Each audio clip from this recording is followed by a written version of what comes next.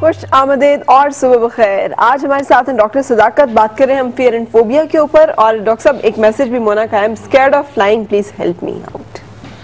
यानी हवाई जहाज में सफर करने से, उड़ने से इन्हें डर लगता है। ये बड़ा इसका आसान तरीका है कि अगर ये अपना खौफ दूर करना चाहती हैं तो ये हर रोज एयरपोर्ट जाया करें कोई 2 घंटे के लिए।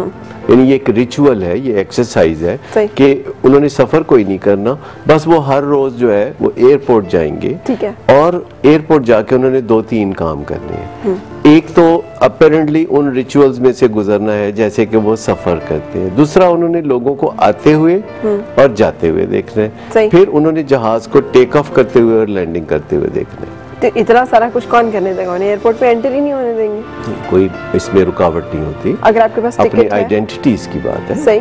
टिकट का भी होना जरूरी नहीं है, आपकी आइडेंटिटी पूरी होनी चाहिए और आपके जो मकासद है वो आपके ऊपर वाज़ेह होनी चाहिए। सही। आप किसी को बता सकते हैं। लेकिन लाहौर में या कराची में तो एयरपोर्ट ऐसा है कि आप एयरपोर्ट के अंदर जाए बगैर ही सारे मनाजर देख सकते हैं टेक ऑफ और लैंडिंग के। चूंकि वो नए एयरपोर्ट है, उनको बनाया ऐसा गया है कि उसमें बहुत ट्रांसपेरेंसी है, दूर से जहाज टेक ऑफ और लैंडिंग करते हैं। तो अगर टेक ऑफ लैंडिंग करते हुए देख ले, फिर थोड़ा सा इनकी हिम्मत जब बन जाए तो फिर ये सिमुलेटर में जा सकती हैं। ठीक है। सिमुलेटर वो होता है जिसमें आप जहाज में नहीं होते, लेकिन आप जहाज में महसूस करते हैं अपने आप को, देखते हैं, हर चीज ऐसा होता है। तो करने से होगा, लेकिन ये पहले एयरपोर्ट पे जाने आने का शुरू कर दें, 2 हफ्ते के अंदर अंदर इनका खौफ बिल्कुल खत्म हो। बिल्कुल सही। साजिदा अस्सलाम वालेकुम।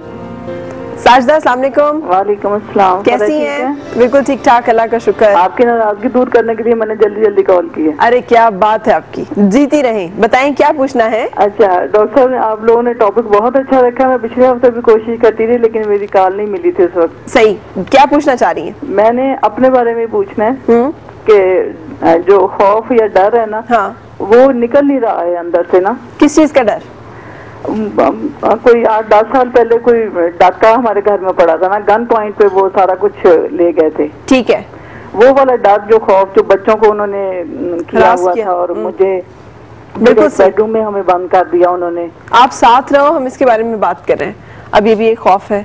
और ये ऐसे जो वाकयात होते हैं उनके लिए भी एक न्यूरो लिंग्विस्टिक प्रोग्रामिंग टेक्निक होती है कि आपके घर में ऐसा चोरी डाका या कोई खुदा न खास्ता कोई कत्लो गारत या कोई ऐसी चीज हुई है तो वो ज़हन पे नक्श हो जाती है। इवन किसी अजीज की डेथ भी इसी में आएगी? जी बिल्कुल। ठीक है। अगर आपको अचानक घर में दाखिल होते हुए किसी की मौत की खबर मिली है तो ऐसा खौफ पैदा हो सकता है। तो इसमें ये होता है कि बाद में आप एक्सरसाइज करते हैं कि आप तसव्वुर में आप जो है अपने घर में जो दाखिल हुए थे उस सारी एक ज़हन में उसकी वीडियो को आप दोहरा लें और उसके बाद आप अपने घर के ऊपर काफ़ी ऊपर फ़ज़ा में अपने आप को देखें कि आप नीचे से जो सारा मंजर है वो देख रहे हैं। सही। और उसमें यह है कि आपकी जो एंट्री है उसकी जब आप वीडियो शुरू करते हैं और आप एंड तक पहुंचते हैं, फिर दोबारा आप इस तरीके से करते हैं कि एंट्री से एंड तक पहुंचते हैं लेकिन उसको ब्लैक एंड वाइट देखते हैं। ठीक है। और जब आप आखिरी मंजर पर पहुंचते हैं तो आप उसे फ्रीज करते हैं। फिर आप ऐसे रिवाइंड उसको करते हैं जैसे कोई बहुत बड़ा वैक्यूम क्लीनर आपको सक इन कर रहा है, यानी आप फास्ट बैकवर्ड करते हैं अपने आप को। और जो 2-3 दफा आप ऐसे करते हैं तो आपका जो दिमाग का सीक्वेंस फॉरवर्ड की तरफ बना हुआ था, फास्ट फॉरवर्ड बना हुआ था और आपके वो जो मेंटल मैप्स बन गए हुए थे वो टूट जाते हैं। तो चंद दिन ऐसे करने से ये कंप्लीट। मेंटल मैप्स बने हुए थे टूट जाते हैं, क्या मतलब? फास्ट फॉरवर्ड क्या ट्रैक बना होता है? खौफ जो भी हमारा होता है उसका एक नक्शा ऐसा कन्वीनियंट सा एक फ्लो चार्ट बन जाता है जिसकी वजह से हमें कोई कोशिश किए बिना ही हम उस सारे खौफ में से गुजर जाते हैं। आप मुझे बताइए कि आजकल जो मौसम गर्म हो रहा है तो पहाड़ों पे बर्फ पिघल रही होगी, तो मुझे ये बताइए कि वो जो बर्फ पिघलेगी और पानी उससे बनेगा तो वो दरियाओं तक कैसे पहुंचेगा? रास्तों से, नदी नाले चश्मे वगैरह वगैरह, ये रास्ते बने होते हैं और ये हर साल पानी वहीं से गुजरता है और जितनी दफा पानी वहां से गुजरता है वो रास्ते ज्यादा मुनासिब होते चले जाते हैं पानी की फ्लो के लिए। अच्छा, अब इसी तरह हमारे दिमाग में जब खौफ की एक दफा लहर पूरी तरह से चलती है तो एक फ्लो चार्ट बनता है, फिर जब दोबारा ऐसा होता है तो फ्लो चार्ट बनता है। तो हमारा दिमाग अपनी आसानी के लिए उन कामों का एक मेंटल मैप बना लेता है। सही।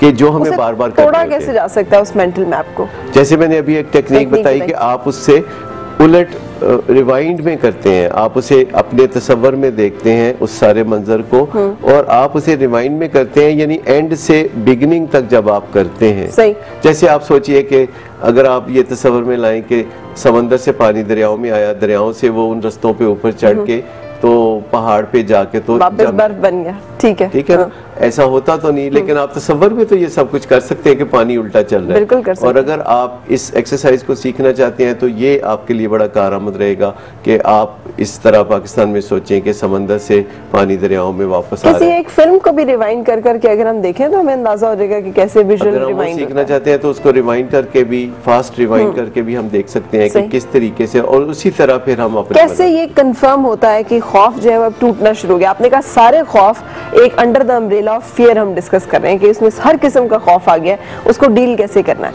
कैसे पता चलेगा? देखिए, एक तो आपकी अपनी सब्जेक्टिव फीलिंग्स है, लेकिन मैं उनकी बात नहीं कर रहा कि खौफ आपका खत्म हुआ कि नहीं हुआ, क्योंकि एक सिचुएशन में जब आपका खौफ खत्म होता है तो वो ऐसी सिचुएशन होती है जो फेमिलियर है, लेकिन किसी अनफेमिलियर सिचुएशन में या कहीं टेंशन के दौरान आपको वही खौफ फिर दोबारा हो सकता है। लिहाजा हमारा जो एक प्रोफेशनल काम होता है, जब हम लोगों के खौफ पे काम करते हैं तो हमने बाकायदा ऑब्जर्व करना होता है, मेजर करना होता है कि वाकई खौफ खत्म हो गया कि नहीं हो गया। आपके डॉक्टर सदाकत मेरे मेहमान हैं, बात हो रही है फियर एंड फोबिया के ऊपर। मेमूना पूछ रही हैं मौत का खौफ कैसे दूर होगा?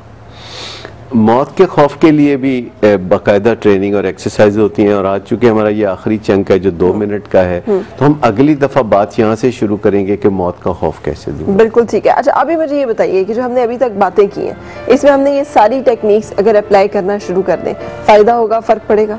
देखिए, एक तो सब्जेक्टिव फीलिंग की मैं बात कर रहा था, दूसरा ये कि हम ऑब्जर्व करने वाले और मेजर करने वाले तरीके बनाते हैं, हम बेंच मार्किंग करते हैं। मेजर करना क्यों जरूरी होता है?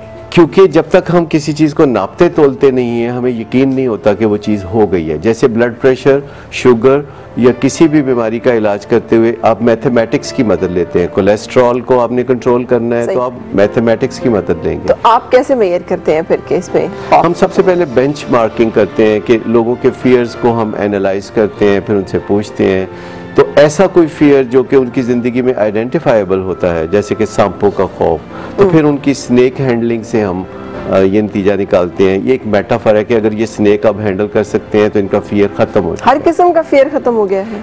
अगर उनका फियर स्नेक का था और स्नेक हैंडलिंग वो कर लेते हैं तो फिर बहुत से दूसरे फियर भी खत्म हो जाते हैं। ठीक है। अगर किसी का फियर एयर ट्रैवलिंग का था तो फिर हम उसका वो बेंच मार्क बनाते हैं, तो वो एयर ट्रैवल जो है जब करता है कामयाबी से तो फिर हम देखते हैं। अगर इसी तरीके से अगर किसी को बहुत ज्यादा जरूरत हो या वो ख्वाहिश हो कि वो फियर से छुटकारा पाना चाहते हैं तो फिर हम उनको कहते हैं कि क्या आप आग पे चल सकते हैं, तो वो कहते हैं नहीं, तो हम कहते हैं कि अगर हम आपको आग पे चलना सिखा दें, यानी आप आग पे चले और आपको कुछ ना हो। जादू की कुछ बातें लग रही हैं, साइकोलॉजी की नहीं लग रही। नहीं, जादू की बिल्कुल बातें नहीं। क्या आपने दुनिया में लोगों को आग पे चलते हुए किसी और वजह से नहीं देखा कि उनको कुछ नहीं होता? बट आई थॉट कि ये कोई मैजिक ही होता होगा। नहीं, मुझे बताएं, हमारे मुल्क के एक सूबे में लोग आग पे चल के अपनी बेगुनाही का सबूत देते हैं। I am not recommending it कि इस तरह इसका ये टूल यूज करना चाहिए, लेकिन इसका मतलब है कि लोग किसी ज़हनी कैफियत में आग पे भी चल सकते हैं। अच्छा मेमुना, हम आपको नेक्स्ट प्रोग्राम में बताएंगे कि किस तरह से होना, ये जो सांप हैंडलिंग वाला है वुड लाइक के लाइव हम इसको यहाँ पे करें ताकि लोग देख सकें। थैंक यू सो मच, आपने ज्वाइन किया,